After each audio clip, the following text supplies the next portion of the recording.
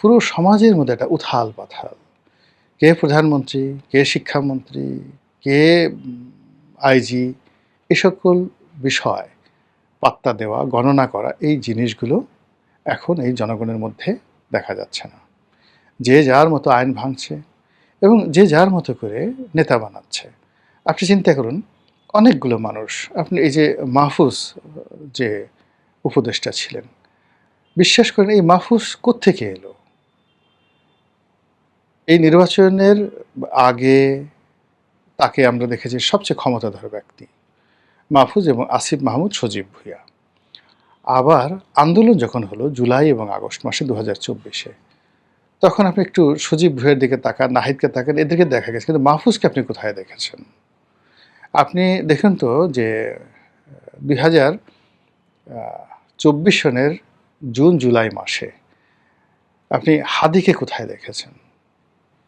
এরপরে এখন টেলিভিশন টকশোতে এসে বড় বড় কথা বলছে এবং পুরো জাতির মানে মস্তিষ্ক এলোমেলো করে দিচ্ছে।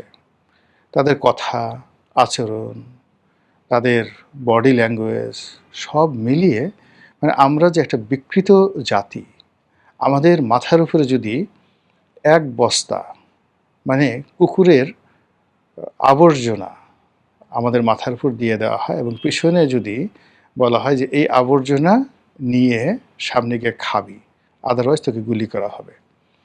জীবন রক্ষার তাগিদে আমরা যে সেই কুকুরের আবর্জনা বা আরও দুর্গন্ধযুক্ত তেলাপোকার আবর্জনা, মনুষ্য মল এগুলো মাথায় করে নিয়ে ওদের কথা মতো আমরা খেতে পারি, তার চাইতেও জঘন্য হলো এখন আমাদের এই সমাজে কাউকে কাউকে আমরা নেতা হিসেবে দেখছি, কাউকে কাউকে আমরা বক্তা হিসেবে দেখছি, কাউকে কাউকে আমরা জাতির কর্ণধার হিসেবে দেখছি এবং আমাদেরকে বাধ্য করা হচ্ছে।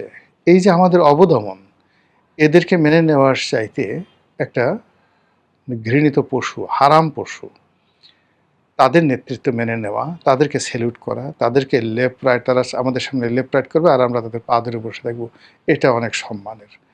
এখানে মানুষ পচলে যে কত খারাপ হয়, মানুষ উচ্ছন্নে গেলে যে কত খারাপ হয়, তা সাম্প্রতিক সময় আমরা অসংখ্য মানুষের, আমরা হয়তো টেলিভিশনে বা ঢাকাতে এরকম সংখ্যা দেখি ১০-১২ জন, কিন্তু সারা বাংলাদেশে এদের সংখ্যা হয়ে গেছে ১০-১২ লাখ।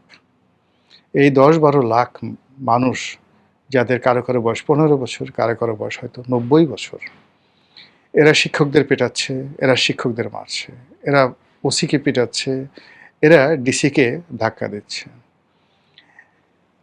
এরা মন্ত্রী এমপি থেকে শুরু করে কোনো কিছু মানছে না। হারাম হালাল বলতে কোনো জিনিস নেই। আর এই জিনিসগুলো যে শুরুটা হয়েছে সেটা হলো এই যে আমরা ওয়াম্মা বিনিয়ামতে রব্বিকা ফাহাদ্দিস, একটা বিপ্লব আল্লাহ আমাদেরকে সফল করে দিয়েছেন।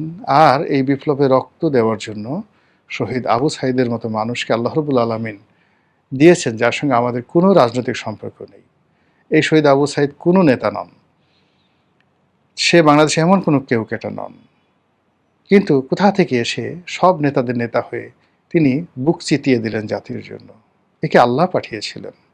আর আল্লাহর পাঠানো সেই নিয়ামতকে আমরা আমাদের দুর্নীতির দ্বারা, অনিয়ম দ্বারা, অবাধ্যতা দ্বারা, আমাদের অপকর্ম দ্বারা এমনভাবে তছনছ করে দিচ্ছি, ফলে অভিশাপের যে রাহুগ্রাস পুরো জাতিকে যেভাবে গ্রাস করেছে, একমাত্র আল্লাহই জানেন এই রাহুগ্রাস থেকে আমরা কবে রক্ষা পাব।